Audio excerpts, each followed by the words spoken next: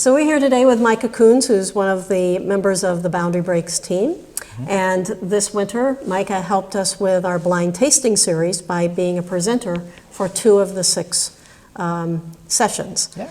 So that was fun, wasn't it? Yeah, it was a lot of fun. We did a lot of research because it turned into a bit more of a wine class than just a traditional blind tasting. Right, right.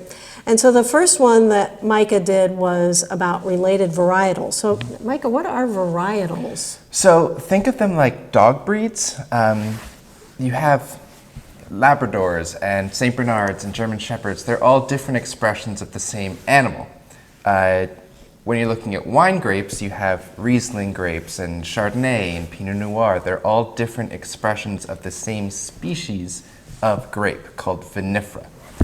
So how do you get different varietals? They come about through a couple different avenues, namely mutations, crossbreeding, both intentional and unintentional, and hybrids, where we combine a different species of grape with the vinifera. Right.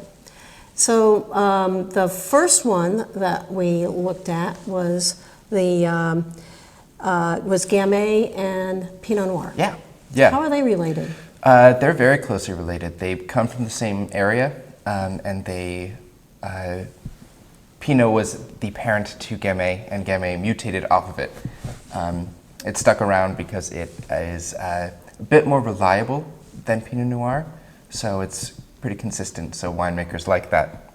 So it's kind of an economic choice Absolutely. as well as being a delicious wine. Yes. Yeah. How about the cabs? Right, so we looked at Cabernet Franc and Cabernet Sauvignon, which are related by crossbreeding. It was Cab Franc and Sauvignon Blanc combined to make Cabernet Sauvignon, and we compared and contrasted the differences between the 2 of those, both as blending wines and standalone wines. Right, and those, so those were both delicious and really rather. Oh yeah. Yeah. How about white wines? We compared a couple of white wines. Yeah, so the first 2 were Sauvignon Blanc and Chenin Blanc, Yeah, which Chenin Blanc. are siblings. They both come from the same parents, if you will. And we looked at those because they both spread to different parts of the world as wine spread out of Europe and to all the other different continents. So different climates. Absolutely. You find them in different climates. Chenin Blanc is more South Africa, and yeah. Sauvignon Blanc got a strong foothold in New Zealand. Right, right. Great. Completely different places. Absolutely. And then last we did the hybrid comparison. We looked at Traminette, which is a hybrid of a strange mad scientist invention, and Gewürztraminer, intended initially to be table grapes that taste like Gewürz, which would have been interesting, but they decided to make wine out of it.